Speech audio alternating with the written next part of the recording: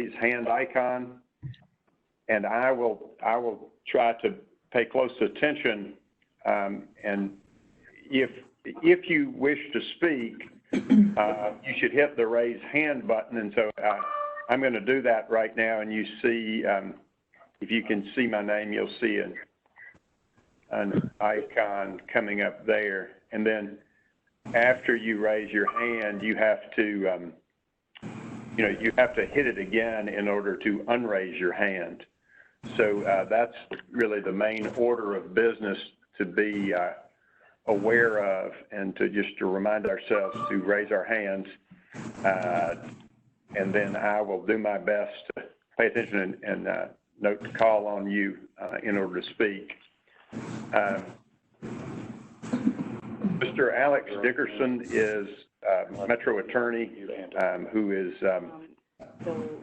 he is the attorney for the Metro Historical Commission. And so at this point, I will ask Mr. Dickerson to go through the procedure that is necessary in order to legitimize this meeting. Good afternoon, everybody. My name is Alex Dickerson. I'm with legal. As many of you all know, in order to meet publicly as a commission, you have to do so in person, which is why normally you're not allowed to call in, you're not allowed to teleconference. However, in light of the COVID-19 outbreak, Governor Lee issued an executive order a few months ago, an order which was extended through June 30th, that permits certain local boards and commissions to meet electronically so long as they meet certain prerequisite requirements and that they find that their business constitutes essential government duties. So a couple of the things you'll note is, one, the agenda for this meeting included a notation that it would be electronic. It also provided a live call-in feature for people to be able to participate electronically. It's also being recorded so that it can either be live broadcast or posted within 48 hours. These are also requirements of the executive order. Additionally, instead of doing your votes by voice vote, which you would normally do while you're in person, all votes must be taken by poll vote. So what that means is that the chair will, when we're discussing motions, the chair will ask for a motion. You can raise your hand to make the motion, raise your hand to make a second. There'll be discussion, and then whenever the vote is taken, the chair will go through every single individual to get a yay, nay, or abstention vote. So that's just what poll votes require, and that's part of what we have to do here. So the first motion that I would propose to make is that the commission finds that the proposed agenda constitutes essential business and that meeting electronically is necessary to protect the health, safety, and well-being of Tennesseans in light of the COVID-19 outbreak.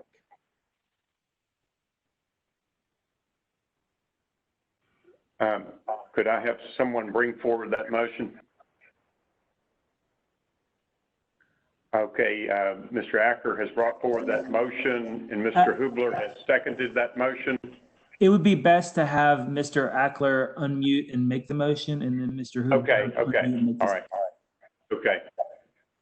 So moved. And do we have a second? Second. Okay. So I will do a roll call vote at this point, and for the sake of simplicity, I will simply go down the line, and it is in alphabetical order by one's first name or first initial. Mr. Chair, if I could direct you, it might be best just for formality purposes to ask if anyone has any discussion they want to have, and then we can. Oh yes. Okay. Yeah. Is there any discussion before we move to a vote on this? If there is no discussion, then we will move forward with a vote. And so Dr. C. William McKee? Yes. Yay or nay? Yes. Okay. Mr. Davis Acker?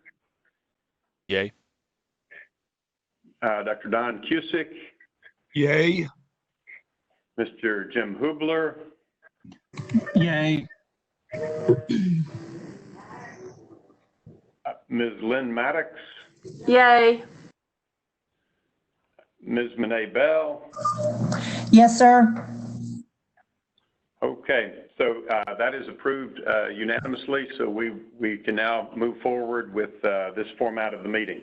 One more motion that I need to propose. It'll be quick. Yes, go There's a ahead. possibility that every board and commission has different rules that you follow, and they're codified, and those rules are written such that you're expected to meet in person. So just out of an abundance of caution, we want to make sure that there's nothing in the rules that trips you up for meeting electronically. So the second motion that I'd ask the commission to consider is to vote to temporarily suspend any rules or procedures that are in conflict with the governor's executive order until the expiration of the governor's executive order. Okay. Do we have a motion to suspend such rules So moved. until the lifting of the governor's order? And this is Lynn, I'll second it. Okay, we have the motion and we have a second. So we will proceed with a roll call vote. Dr. McKee? Yes. Mr. Acker? Yes. Dr. Cusick? Yay. Mr. Hubler? Mr. Hubler? Yeah. Ms. Maddox? Yes. And Ms. Bell? Yes. Okay, so motion approved. Are there some people on the phone that we're missing in roll call? Are there some people on the phone? Yes. Oh, yes, I'm sorry, Dr. Nguyen? Yay. Okay, I apologize. I didn't, you weren't popping up on my list. So I was going down the road, and thank you, Lynn, for clarifying. And Mr. Dickerson, are we then cleared to move forward with the body of the meeting? You're good to go. Thank you. Okay, thank you very much. Okay, so we will now move to to our main order of business. Actually, prior to that, I will send an email out concerning this, but I wanted to let everyone know that Commissioner Michelle Hall is going to be moving to Charleston, South Carolina. She and her husband are, and so she reached out to me a few days ago to let me know that, and has also spoken or communicated with Tim Walker about that. So she is going to be resigning from our board, and considering her really scrambling to get things ready for that move, she is not able to join us today. So I will send something out with her address so that in considering the circumstance where we can't gather together, that we could express our appreciation to her for her service to the commission. And then also, while I'm in this mode, just to remind us all again to reach out to Commissioner Allen, Commissioner Bob Allen, who is still doing the rehab, but his home address is the address to which to send things, notes and so forth. Okay, so let's proceed with the meeting. And Chair. Yes. Chair Clay, this is Monet Bell. Yes. This is Monet Bell. Yes. We just wanted to make sure, do we have a quorum? We do. Thank We you for- have 8. We have, yes, we have 8 commissioners, which gives us a quorum. Thank you for clarifying. We actually Thank have you. 9, including Linda Oh, we have on 9. the phone, yes. Okay, well, so just for procedural purposes, I will go down the list of those I have. Linda Wynn, Bill McKee, Davis Acker, Don Cusick, Jim Hubler, Monet Bell, Lynn Maddox, and myself, which make 8. And then am I leaving anyone out? Linda Wynn on the phone. Yes, I included her in that Okay. 8. Okay. Okay. Mr. Chair, Yes, sir. is Yes, there sir. an Dr. McKee. update on the condition of Commissioner Allen that you could share with us, please? Well, I have nothing more than what Tim Walker included in an email this morning, that he is in West Mead Place, which is a rehabilitation facility, and that he is making progress, but it's going slowly, and that any correspondence or anything mailed should just go to his home. And so I have nothing in addition to that, but thank you for asking. Okay, we will proceed to the markers, and so I know that Caroline Eller and Jessica Reeves are here, so I will hand things over to them at this point, and we will proceed. And again, we'll have to do this same roll call vote, preceded by motions to approve. So we'll get more and more efficient with this as we go through. Thank you all very much for your patience, and I will hand it over to Caroline and to Jessica.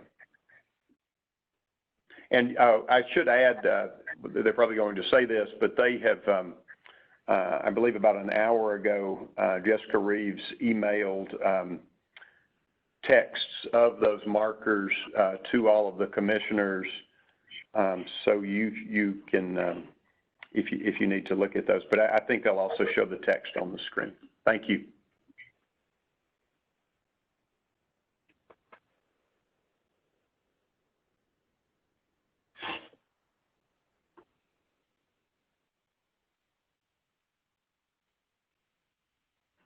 Okay, Jessica, if you could go ahead and proceed, we are ready. And thank you all so much in advance for your work. All right, good afternoon, everyone. We have 5 historical markers to review today. Caroline is going to take us through the first 2, then I'll jump back on for the second 2, and then she'll end with our last marker for Glenn School. We might have some people calling in to comment on the markers. If so, then we'll have time for that as we proceed through each one. But yeah, we'll just move through this just as normally as possible. So whenever we will vote on each marker after we discuss it, instead of voting for all of them at the end as we sometimes do. So yeah, I'll let Caroline go ahead and get started with the first marker for the Burger Building.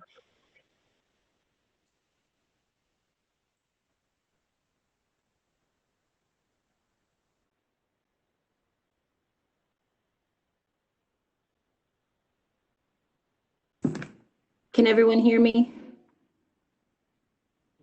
I can hear you, Carolyn. Okay, all right, just making sure. Okay, so thank you all for attending today. First of all, we do have 5 markers to present. The first one is privately funded, and it is for the Burger Building. The remaining 4 that we'll look at today are school desegregation markers funded by the Marker Project. And today we will review the text for Buena Vista, Clemens, Jones, and Glenn schools. As I'm sure you all recall, markers were previously approved for Hattie, Cotton, and Fair schools as well. For all 6 of these school markers, one side has the general overview of school desegregation events in Nashville, while the second side of each marker talks about the history of the individual school. Today is for the Burger Building, which is located at 164 Rosa L. Parks Boulevard. It is directly across from the Frost Building, and the U.S. Courthouse site is directly behind the Burger Building. The marker is being funded by the General Services Administration as part of Section 106 mitigation efforts for the Courthouse project. 1926 building was listed in the National Register of Historic Places in 1984, and was nominated for its architectural significance as an excellent example of 20th century commercial architecture. Former site for Dad's Radio Supply Store, which housed Nashville's first commercial radio station, WDAD, which launched in September 1925, but was relocated in 1926. The station's old-time fiddle contest inspired rival station WSM to create the Grand Ole Opry. You can see some of the interesting views of the store, both at the center top, one of the old signs for Dad's radio store, as well as the lower right, sort of an interior view of one of their displays there. And then Lovell Smith at the upper right is the person associated with this store. So side one focuses on Samuel Berger, the store's Hungarian owner, and the building's architecture, while side two tells the history of WDAD radio.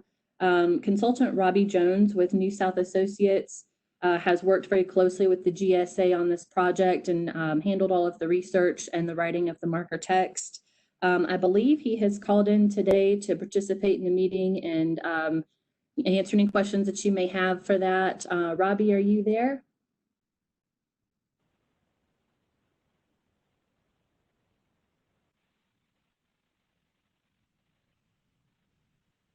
Okay, he has called in, so he can hear us, but I think he might have to speak through. Wasn't going to say anything unless someone had a question. Oh, okay. He is just here to answer questions. So let me just take the opportunity to say, Robbie, I really appreciate your work on this and appreciate you attending. So we're glad you're here.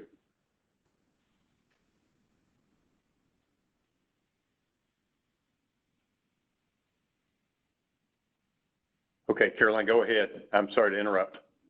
Oh, no, you're fine. So this is the text. Yes. I had a question. What is the street address of that building?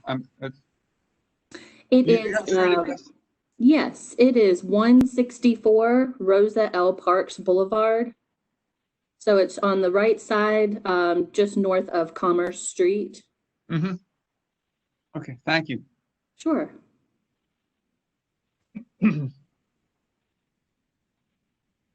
Are there any questions about the text?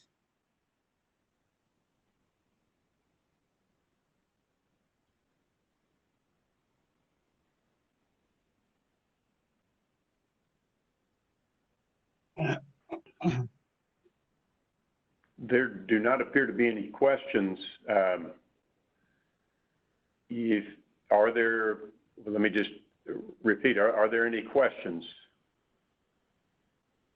Okay, so I believe we're at the point to accept a motion yes, Jim Hooper, go ahead. I move we accept it. Do we have a second? This is Lynn. I'll second it. Thank you, Lynn. So all in favor of approving the text of the Berger Building marker, two-sided marker as presented? Oh, yes, and we need to do a roll call vote. I'm sorry. So Dr. McKee? Yes. Mr. Acker?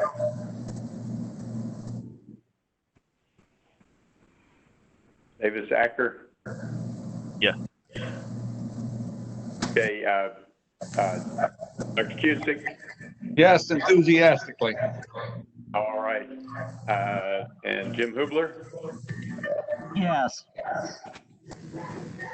Lynn Maddox? Yes. And Monet Bell? Yes.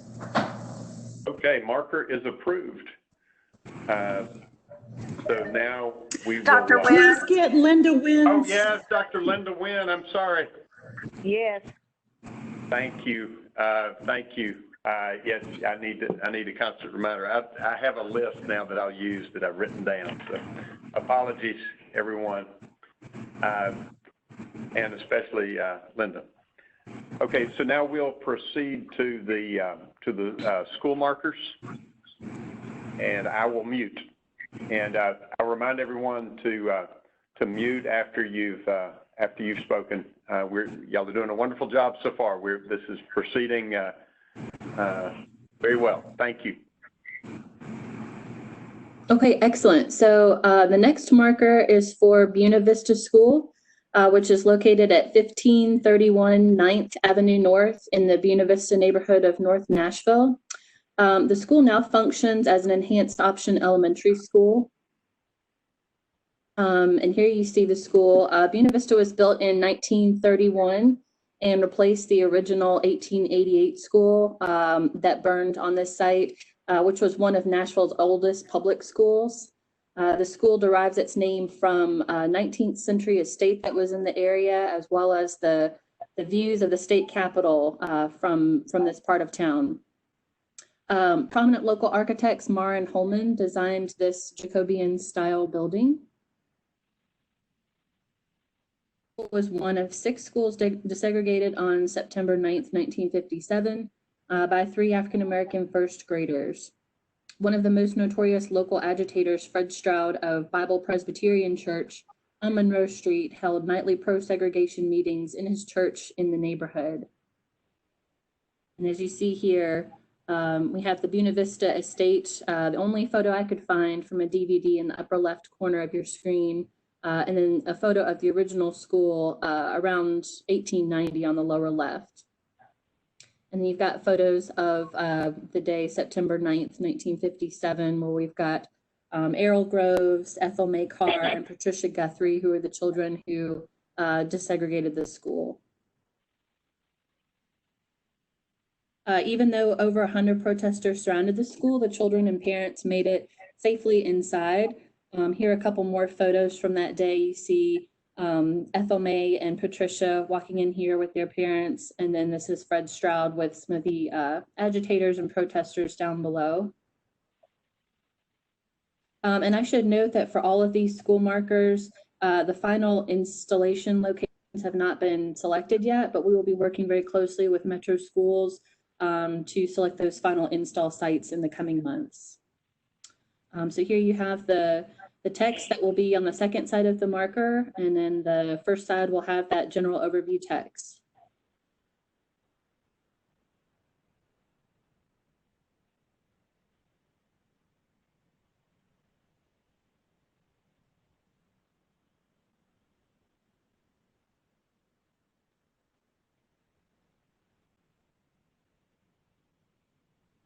Are there any questions or concerns about the text of the marker? Do we need discussion of anything regarding the phrasing or content of the marker?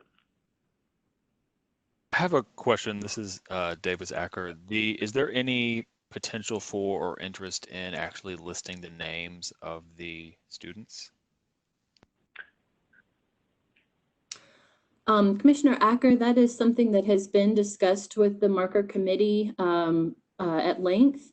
We have had inquiries, or at least one major inquiry from one of the former students as to potentially including those names. And other marker committee members, please feel free to chime in as well. But our discussions have kind of come up with the result that there just isn't room to include all of those names, and that there's also a concern of leaving some of the names out as potentially not all have been accounted for in media and documentation that we have. Sure. So our plan is to, we've involved, Metro Schools has been working very closely with several of the former students to involve them in this process and have them review the text. And we're also talking with them about participating in the dedications, where there will be a lot more time available for them to share their stories in greater detail. So we're hoping that's going to be a better platform and a better space for them to be able to be recognized. Okay, absolutely. Thank you. Sure.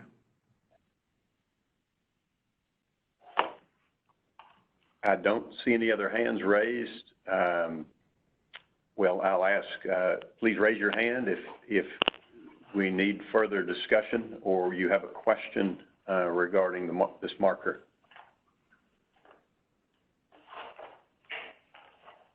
Seeing no hands raised, Is there a motion to approve the text of the Buena Vista marker? Mr. Hubler? So moved. And this is Is there Lynn, a I'll second it. Okay, so the motion, there is a motion then to approve the marker, and it's been seconded. So I will start with Ms. Nguyen, yay or nay? Yay. Dr. McKee? Yes. Mr. Acker? Yay. Dr. Cusick?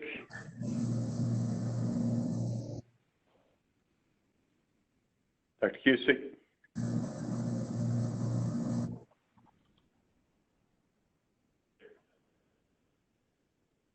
Dr. Cusick, yay or nay?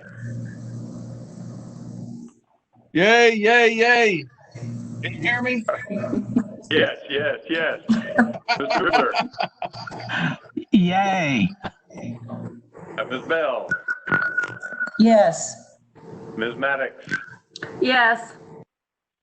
And I also say yay. So the marker is approved. And so we will proceed now to our next marker.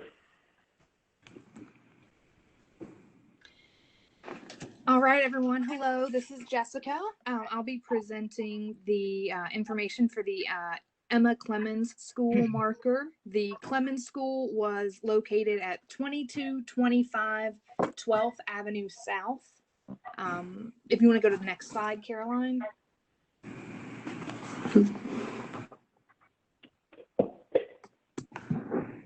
There we go. So actually located in the sidewalk where the marker or where the school was located, you can actually see there where it's circled in red, where it says Clemens School. That was located right there in front of the school. It was torn down in the 80s, but the marker will be going back there on 12th Avenue where the school was located. Next slide. So here are some clippings, some information about Emma Clemens and about the school that was named after her. Sort of top middle woman's name for Waverly. That is from 1908 when it was decided that the new Waverly area school would be named for Miss Emma Clemens. There's a picture of her and her students from 1887 down on the bottom. After the school burned and it was rebuilt, there was discussion about renaming it, and that photograph is from letters that were sent in from her former students asking that the name not be changed. And then to the far right, an article where the Clemens School was closed in, it was closed in 1971. The article is from 1970 discussing the closure of several schools across Nashville. Next slide. And then here is a photograph of the school from 1980. Emma Clemens was the first female principal in Nashville. She was also a Board of Education member. And the school was closed in 1971. They tried to use it for different metro departments for about the next decade, and it was eventually torn down in 1982. One first grade student desegregated this school in September 1957. It was Joy Smith, the daughter of Reverend Kelly Miller Smith. And there are no photographs of protests at the school because no one knew that she was going to the school, so no one showed up.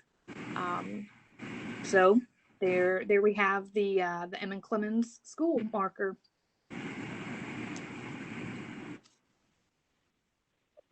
And we'll open it up to any questions or discussion.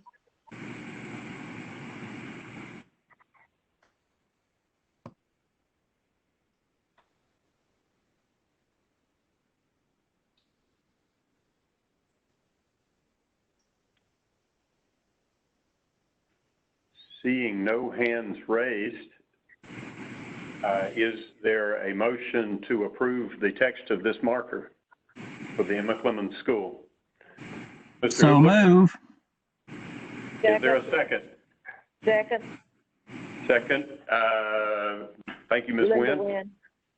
And so we'll now proceed with a roll call vote. Ms. Wynn, Yes. Ms. Maddox, Yes. Dr. McKee, Yes. Dr. Cusick, Yes. Mr. Hubler, Yes. Ms. Bell, Yes. and Mr. Acker. Yes. All right, and I also vote yay, so marker is approved. So let's proceed to our next marker. All right, the next marker is for Jones School. Who we'll see here on the map. It is just north of the Buena Vista School in the Jones Buena Vista area of North Nashville. Next slide. And here on the left side of the page, you can see a newspaper article from, this is Marvin Moore, who attended Jones School on September 9th, 1957. The other students that desegregated this school were Barbara Jean Watson, Marvin Moore, shown here, Richard Rucker, and Cecil Ray Jr. And then there weren't a lot of photographs from this school. The road in front of the school was closed, and so the protests were further out away from the school. So these are from there's Fred Stroud leading a protest in 1957, and then desegregationists before a protest in 1956. So next slide. And then we have here the Jones School as it looks today, named for longtime North Nashville principal R.W. Jones. And of course, the 4 African-American first graders that I mentioned desegregated this school.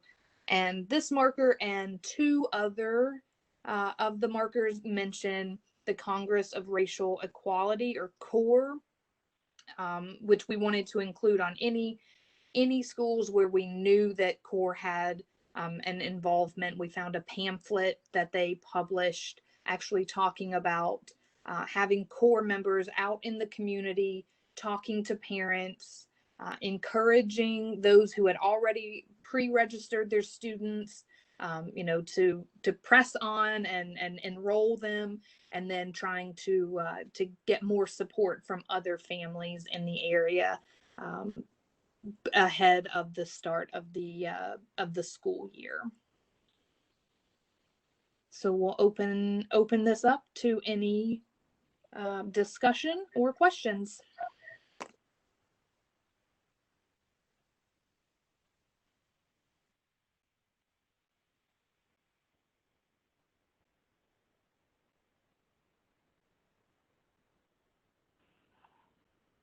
Seeing no hands raised, is there a motion to approve the Jones School marker?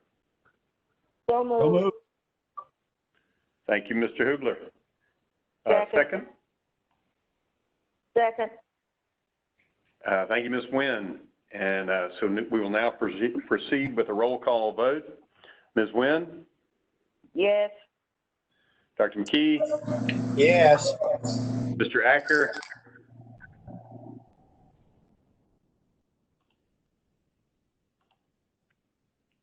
Oh, sorry. Yes. Dr. Cusick? Yes. Mr. Hubler? Yes. Ms. Bell? Yes. And Ms. Maddox? Yes. And I understand now that Ms. Maddox, is Mr. Cotton listening in with you? He is. Okay, well, let's get Mr. Cotton on the record as well. Mr. Cotton? Yes. All right, and I also vote yes. So thank you for joining us, Mr. Cotton, as well, and we will proceed to our last marker.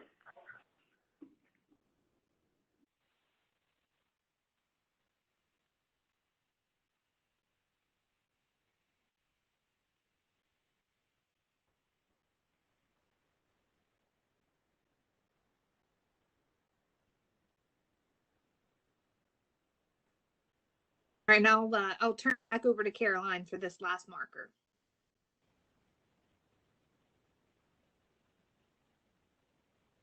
Okay, can you hear me? I can, yes. Yes. Okay. Yes. So as I was saying, the 1988 school that stands here today is also home to the Murrell School, which provides special education. And here's the location of the school. So the original Glen School was built in 1904 and was a two-story brick structure. It was named for William A. Glen, who was a Davidson County judge and an organizer of the public school system in Nashville. So on September 9th, 1957, 3 African-American first grade students desegregated the school. It was Jacqueline Griffith, Sinclair Lee Jr., and LaWanda Street.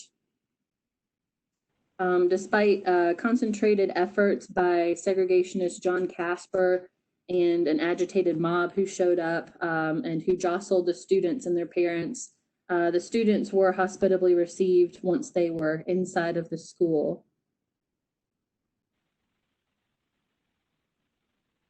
So perhaps one of the most disturbing scenes that was captured in the media from that day was a white teenage boy who was photographed measuring R.W. Kelly of Clark Memorial Church for a coffin, which you see here at the bottom of your screen.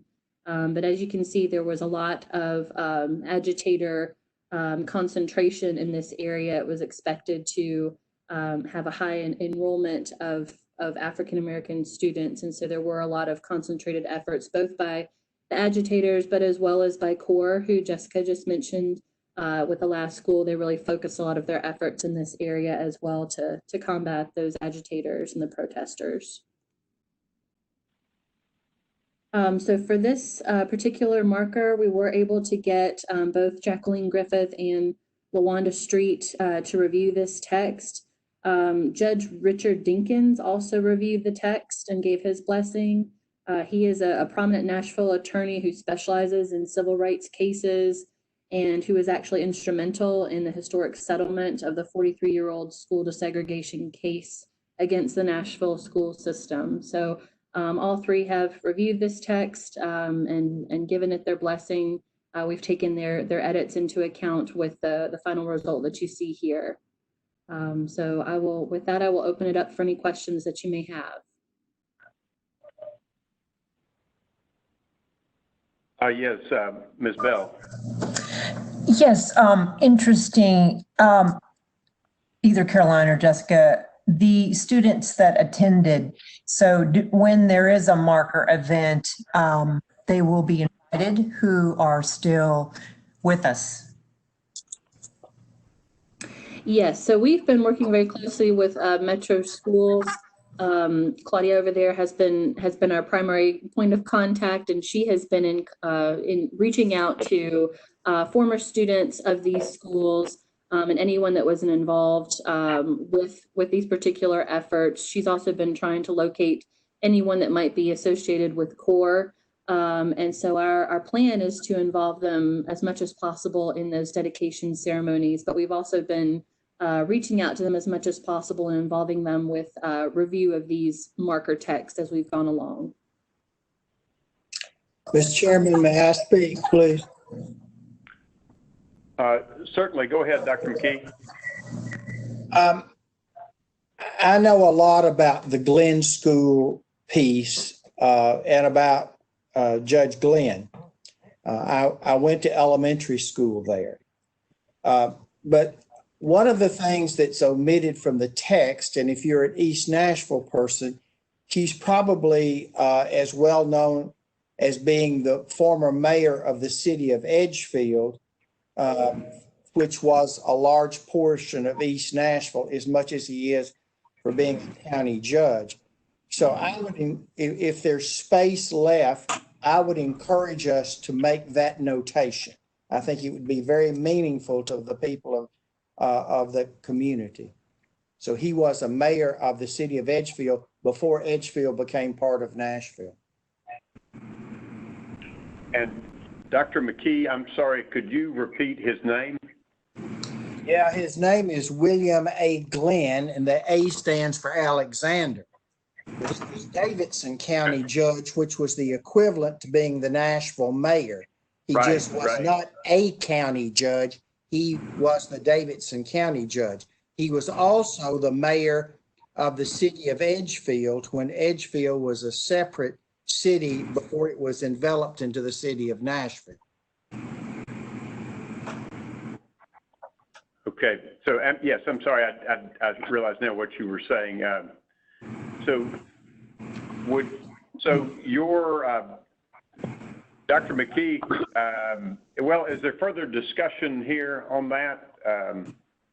And Jessica and Caroline, y'all can, and we'd particularly like to hear from members of the Markers Committee and or Caroline and Jessica. If I may just offer this for a point of discussion, just so that you know, the text that we have here does fill the limit of 480 characters with spaces. So if we wanted to include information about him being the former mayor of the city of Edgefield, we would be taking out a substantial portion of something there. We just need to know what you would recommend taking out for that. I also wonder if we need to include the word Davidson in front of county judge and if the C and the J should be capitalized.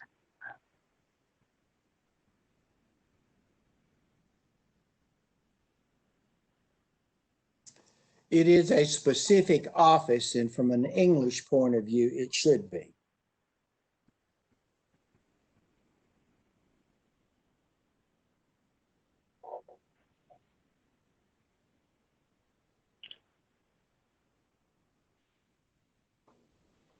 I know that we included public school system organizer to show his connection to school systems, but we could probably, if we took that out, say Davidson County judge and Edgefield mayor or former Edgefield mayor. I'm not sure about the character limit. It's 15 characters and spaces to say Edgefield mayor.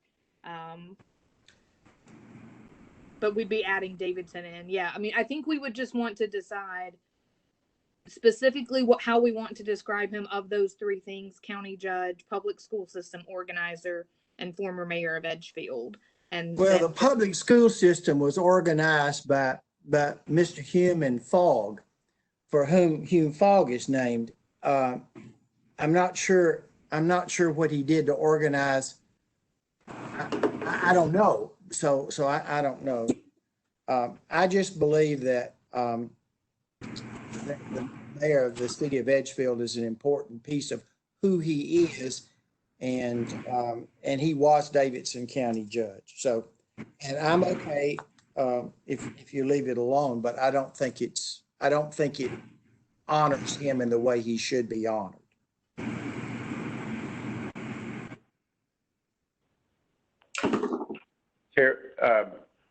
Caroline and Jessica, you are suggesting, as I hear correctly, that if we were to remove and county school system organizer and replace it with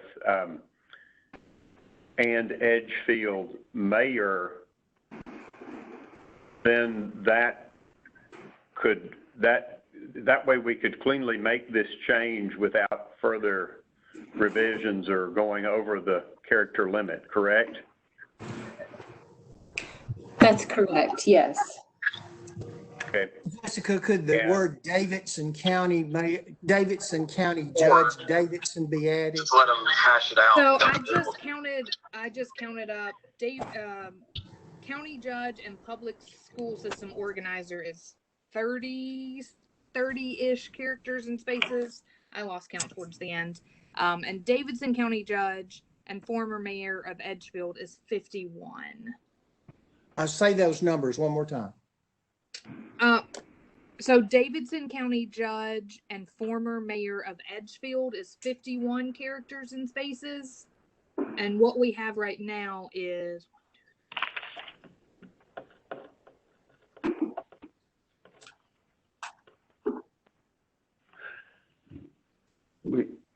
is 36. So we're still about 20 or so characters over the limit. Commissioner Bell? Thank you, sir. Could this go back to the marker committee to be discussed? It can, but we would prefer to order all of the markers at the same time so that we make sure they arrive at the same time for a September dedication. September of 2020? Yeah, we're hoping to do the dedication around the anniversary of the desegregation. Okay. This is Linda. Could we not presume that since it's sitting in Nashville, that it is Davidson County? I mean, I understand what you were saying, but you know, to try to keep the character count. I just tallied, and if we change it to say named for Davidson County Judge and former Edgefield Mayor rather than City of Edgefield Mayor, we're at 481 characters total. Would that suffice in terms of information? Okay, say that one more time.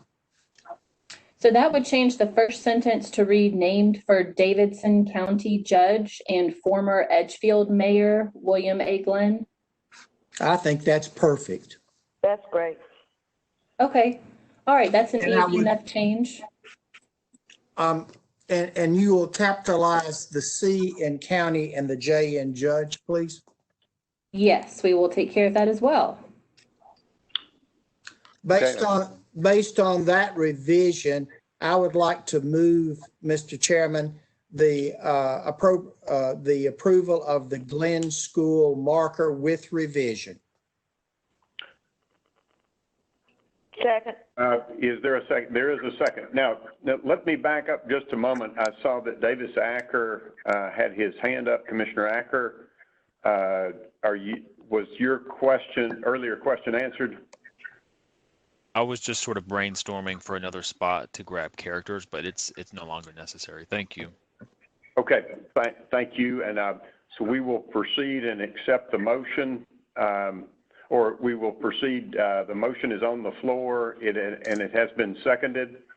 So we will now do a roll call vote to approve the Glenn School marker text as we have just discussed. Ms. Wynn? Yes. Dr. McKee? Yes. Mr. Acker? Yes. Dr. Cusick? Yes. Mr. Hubler? Yes. Ms. Bell? Yes. Ms. Maddox? Yes. Mr. Cotton? Yes. Yes. And I also vote yes. So it is approved. I have to say that things went really smoothly, and we were really put to the test there when we actually made some revisions. So I appreciate everyone's patience and your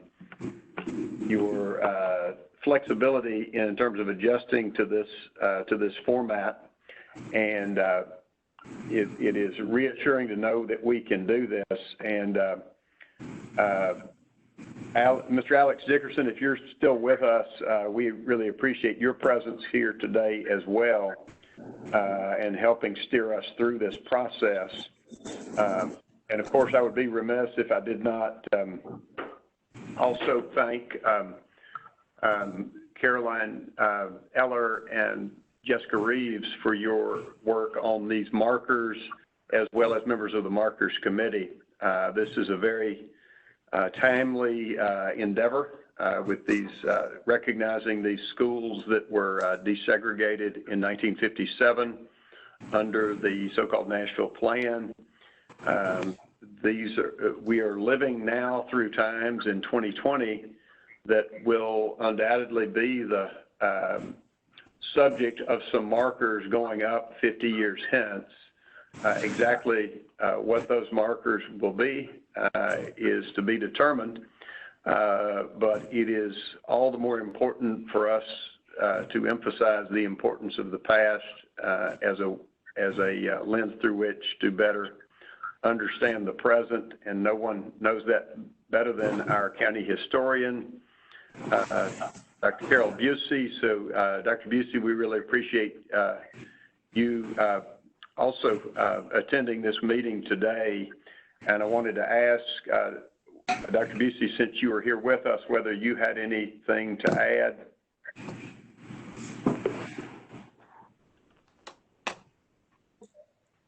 No, I don't. I'm really glad to be back with you guys. I feel like it's been a year or two or three since I've seen any of you face to face. So I'm really delighted to hear your voices today, if nothing else. Thank you. Thank you, Dr. Busey. It is reassuring to hear your voice.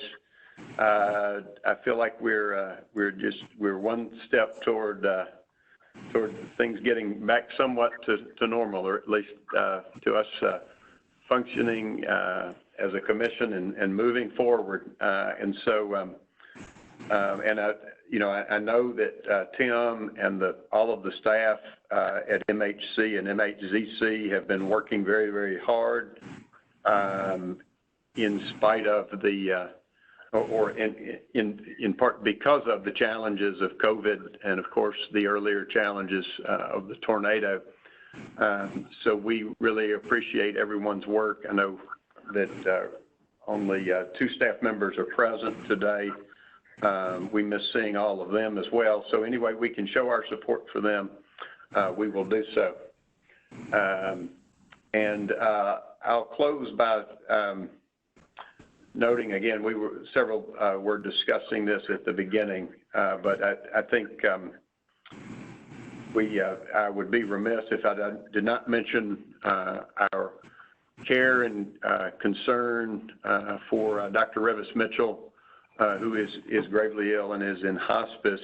And I know that many of us know him, and particularly Linda Wynn they are lifelong friends. So I wanted to publicly recognize, publicly express our concern for and care for Dr. Revis Mitchell, and to let Linda Wynn know that we are thinking of you and your family, as well as Dr. Mitchell and his family. Thank you. I appreciate that. Clay? Well, yes, sir. Yes, sir. It ought to be noted that Dr. Mitchell is a former chair of the Historical Commission. Indeed. So thank you for mentioning that as well. Yes, he's former chair of the Metro Historical Commission, and he's been on the State Historical Commission for many years as well. He's chair of the State Historical Commission. And is currently chair, yes. He's also a member of the Tennessee Residents Commission and the Capitol Commission. And Tennessee Historical Society Board. Well, yes, so we will, yes, thank you for those reminders. And he is, as demonstrated there, has had a profound impact on his history and historic preservation locally, statewide, and beyond. So we will keep Dr. Mitchell and his family and friends in our thoughts and prayers. Is there anything further? I will use the use the hand raise function now to just not to go around the table. I wish we could. But if anyone has anything else to offer, please just do a hand raise and we will see.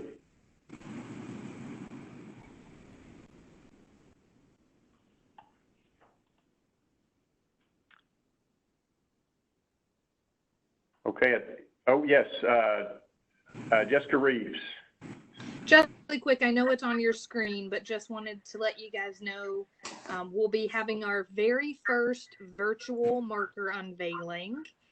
It'll be next Wednesday, June 24th at Lock 2 Park. This is one of the markers we approved for as part of our priority list. We'll be installing the marker this week, and then we'll be conducting a ceremony with Parks, with the Army Corps of Engineer. The district commander is coming out to speak. A grandson of one of the former lockmasters will be there, and council member Jeff Syracuse, it's in his district, he will be there as well, as will Brenda Haywood from the mayor's office. So Metro 3 will be recording it. They'll put it up on their YouTube channel and then show it on Metro 3. But we'll also be live streaming it on the Metro Historical Commission Facebook page. So next Wednesday at 10 a.m., if you want to hop on Facebook and go to our page, you'll be able to watch a quick ceremony, hear some history about Lock 2 Park, and see the brand new historical marker. And that's all. Thank you. I should have remembered to mention that. Worries. Okay, well, if we have no further business, and if there are no further announcements, I will close by adding, just if you haven't seen the director's report that Tim Walker sent out by way of Susie Pallas. Oh, Susie, and I should note, thank you as well for attending. I'm sorry that I did not acknowledge you before. Just by virtue of your first name beginning with an S, you're at the bottom of my screen, and sometimes I don't see you. So let's see, I lost my train of thought, but I'll say to look at the director's report that Tim Walker put together and that Susie sent out. And please follow up with Tim if you have any questions regarding that. He included several items, including the chronology of how this undoubtedly very contentious last 2 weeks of the budget process are going to play out. So, if nobody has anything further, Jessica, did you have another, or you might have just had your hand raised still? That's me. I just forgot to lower my hand. Okay. Sorry about that. Quite all right. Quite all right. Well, thanks everyone for your patience with me and your patience with with this process. We did this pretty smoothly, and we're in right at an hour, including a little bit of time trying to get started. So thanks everyone. It is not ideal, but it is nevertheless good to be having a meeting, even if we cannot see each other. And take care, everyone. I hope you have a wonderful rest of your day, and we will, in some form or fashion, gather again next month. Thank you.